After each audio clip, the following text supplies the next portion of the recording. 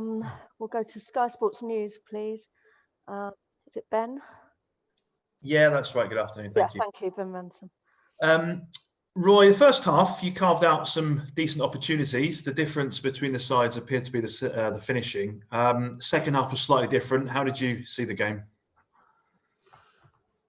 Yes, pretty much like that. I don't know quite what you're referring to by the second half being different. It was obviously going to be very different in the second half when you're 1-0 down against Liverpool. You find it very hard to get back into the game and to prevent them from hurting you on the counter-attack or preventing them from hurting you when they have the ball in good positions. When you're 3-0 down and you're going out into the second half, it's going to get even harder. But we decided to keep trying to have a go at them and keep trying to get some pressure. But of course, all that does open you up to some extent on the counter-attack if you're not successful. And even one of those goals in the second half was a counter-attacking goal. But there's nothing I can say. I mean, there's nothing positive I can say. We're humiliated by the result. There's no question of that. We take it very, very badly. For most of us in the dressing room, we've not been on the end of a 7-0 defeat before, so it's a new experience. And quite frankly, sitting here in front of you now, I can't think of anything positive to say at all.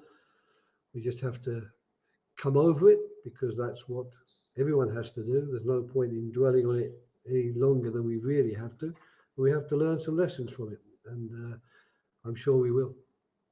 Is it one of those days where, in some respects, you're glad the fans weren't there at Selhurst Park? Well, most of them, our fans, would have seen it on the television, so if they'd have been here, of course, it would have made it maybe slightly worse, but I'm not certain that makes such a vast difference. Thank you. Okay, if you'd like a question, can you use the emoji, please? Make yourself known. With George Sessions at PA. Thank you. Hi, Roy. To sort of add salt to the wound, did Gary Cahill get an injury at the end there, or was he? That's a bit frustrating because we did ask him on many occasions if his hamstring was okay, but he kept ensuring us that he was okay and could carry on. But then in the last 10 minutes, he felt it even more, and of course we had to sort of push him up front and labour on with 10 men. But again, one of those things, I suppose, that's going to happen in a game of football sometimes, and there's so much more for me to ponder and concern myself with and to be very, very sad about today than worrying about whether Gary should have come off or not.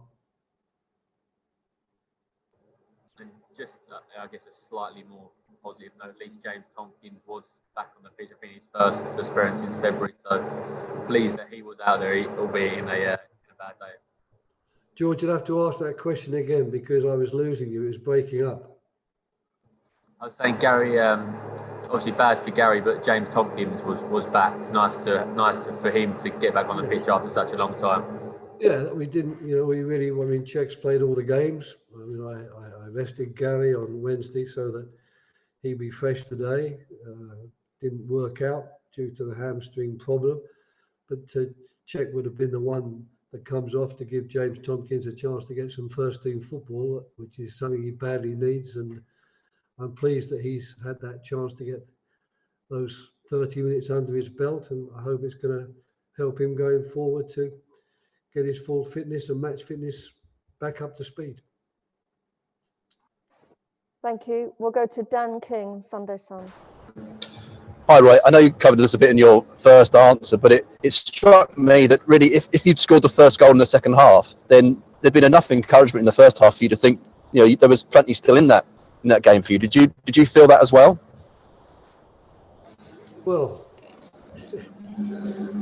grateful for the positive, approach really, and of course I'm very tempted to jump on the back of that and say yes, but I'm still sitting here trying to come to terms enough with the fact that we've just been beaten 7-0 at home, albeit by a very good team, etc., etc., etc. But it doesn't change the fact that that's the first ever 7-0 defeat I've suffered, and that goes for very many people in that dressing room. And I'm afraid we're going to have to go through a little day or two of grieving at least, and that might prevent me trying to find too many positive things to say.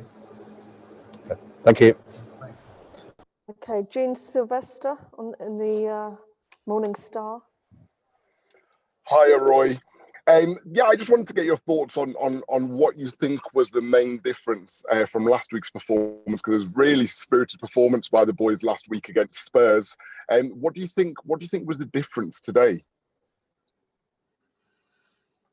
Well, one of the major differences is the fact they scored after 2 minutes, and they're a top team that you know you're going to have to work very hard to do something against if you want to get any points from the game. So when you're 1-0 down, you've started to build that little mountain for yourself. And the third goal, of course, exacerbated that.